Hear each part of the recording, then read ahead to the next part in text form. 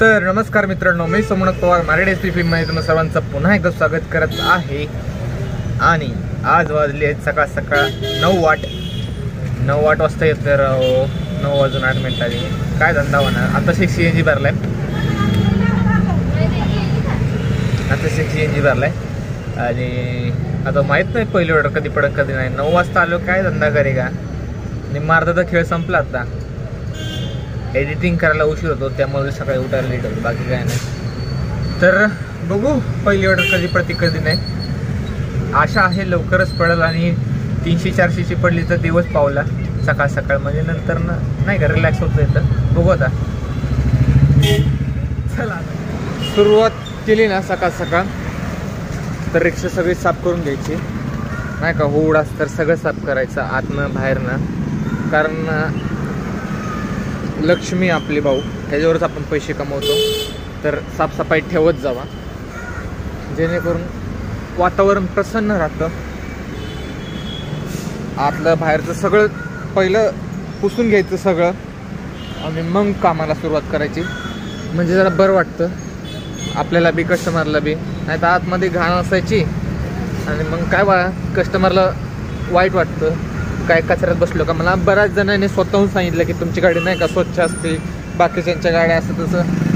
तुम्ही माणसाला तर स्वतःचं शानपणा सांगते, तसं नाही. जे खरे मला जे भाऊ जेन्युइन कस्टमर आहेत त्यांनी सांगितलं आहे, म्हणजे जे ओला उबेरचे असं बी नाही, प्रायव्हेटवाले माझे पर्सनल जे ओला उबेरचे त्यांनीच मला सांगितलेलं नाही का बाकीच्यांपेक्षा बरं आहे तुमची स्वच्छता वगैरे, गाडी मेंटेनन्स चांगला ठेवला आहे. बाकीच्यांच्या गाड्यांनीच तर पार हे झालं म्हणलं. आणि लोकांना अजून बी वाटतं नाही का, आत्ताच घेतली गाडी 2-3 महिन्यापूर्वी, म्हणजे एवढं स्वच्छ ठेवतो, एवढं नीट ठेवतो आपण, तर बी लोक भाडं कमी देतात. असं धंदा आहे, ऊपर नीचे चलता आहे. आपलं काम आहे 100% देण्याचं, बाकी देवाच्या हातात आहे किती द्यायचं किती नाही, आहे ना. आपल्याच्यात काय, आपल्याच्यात फक्त ब्लॉग बनवायच्या नादात 10 किलोमीटरची ऑर्डर पडलेली, ते गेली. पण ती रॅपिडोची ऑर्डर होती, त्यामुळे रॅपिडो बसत नाही. पॉपअप आलता रॅपिडोचा, पिक करायला गेलो आणि कट अनादर ॲक्सेप्ट.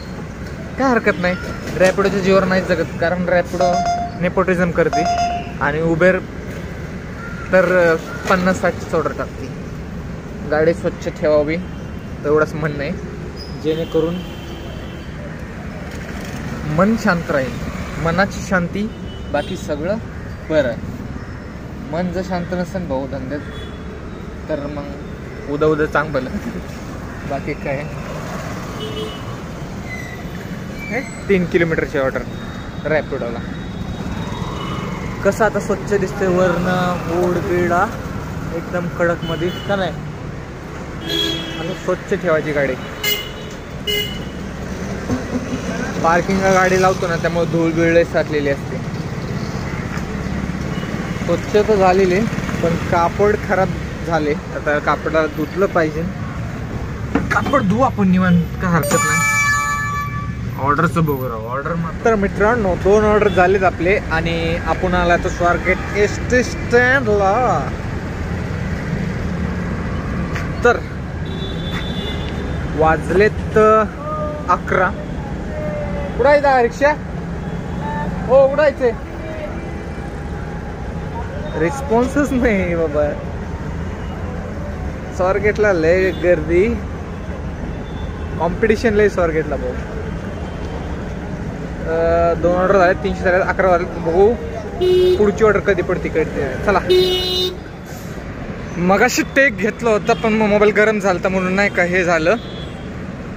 कोण आहे रे गाडे पैसे बाटली बिटली चोरायची. बस स्टीलची बाटली आपली. तर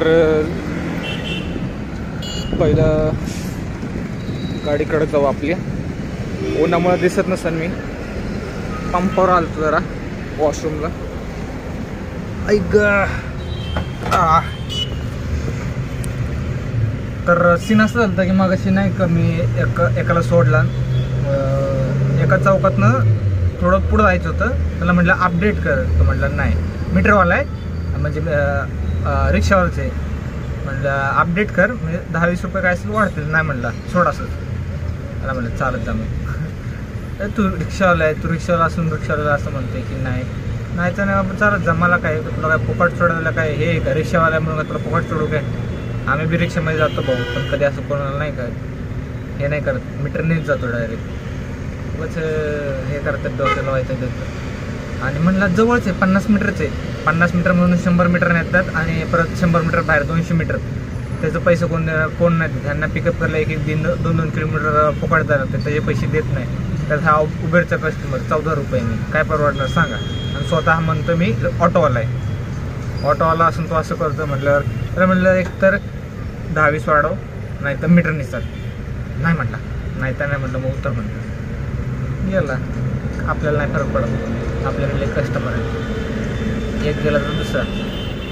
त्याचं काय ड्रॉप तिथंच होतं, तो रस्ता क्रॉस करून सोडला त्याला अजून आजचा म्हणतो सोसायटीच्या आत जाऊन परत बाहेर येऊन तसं काय फुकटच येतं आहे ना सगळं. CNGला तास भर आता इकडे लाईन लागली, तास भर लाईन लागायला लागते.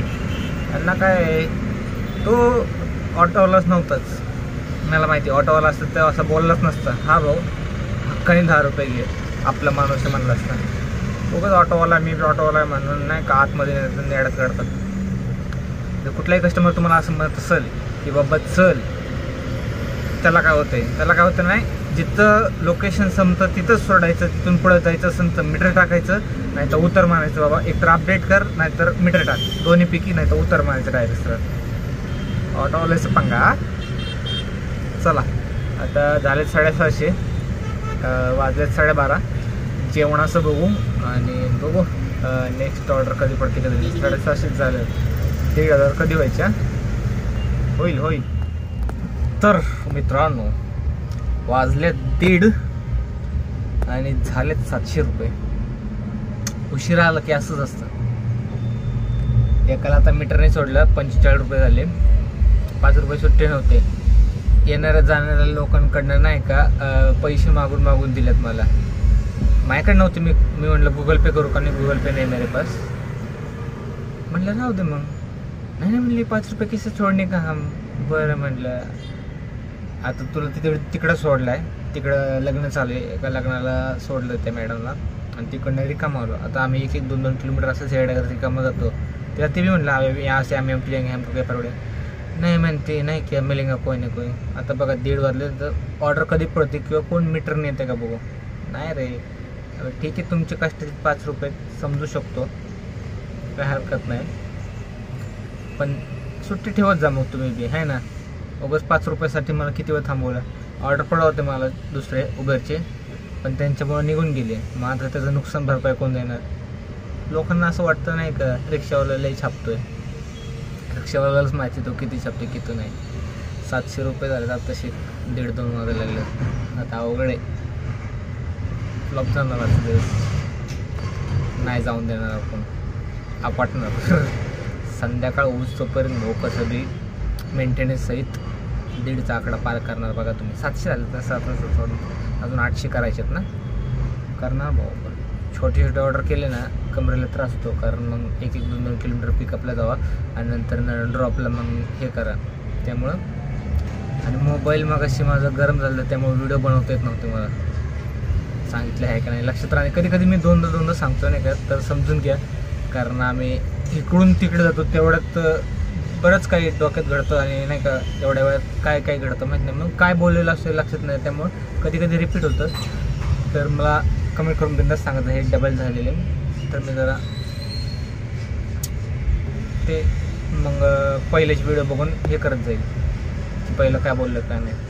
पण पहिला व्हिडिओ बघूच पण इकडं मी 3 मिनटाचा टेक 4 मिनटाचा टेक घेऊ शकतो आहे ना.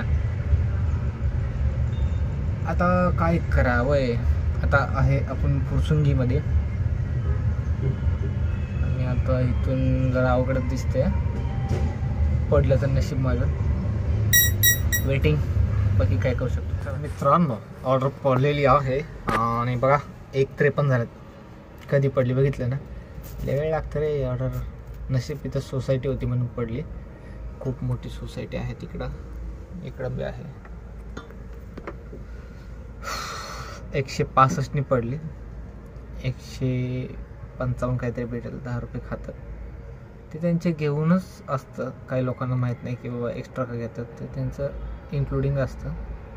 आपलं फक्त जेवढं भेटतात त्याचं कॅल्क्युलेशन केलं तर 14 असतं. तर ते असंच असतं. तर फायनली ऑर्डर पडली.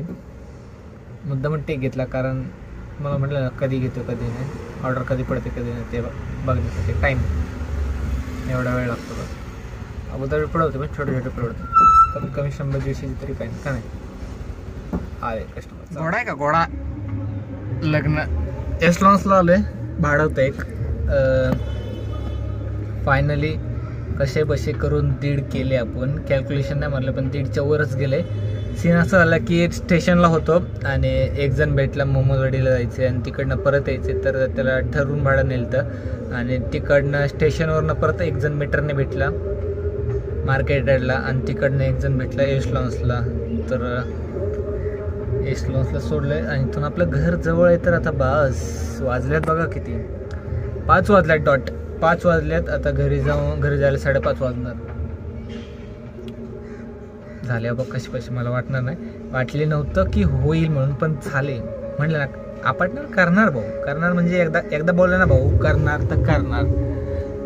तर चला जाऊ घरी. आजचा हा ब्लॉग इथंच संपू एस्लॉन्सला, आणि भेटूया उद्या नवीन ब्लॉगमध्ये. आणि उद्या जरा लवकर उठण्याचा प्रयत्न करूया. आज लवकर घरी चाललोय म्हणलं एडिटिंग होईल लवकर, तर बघू चला.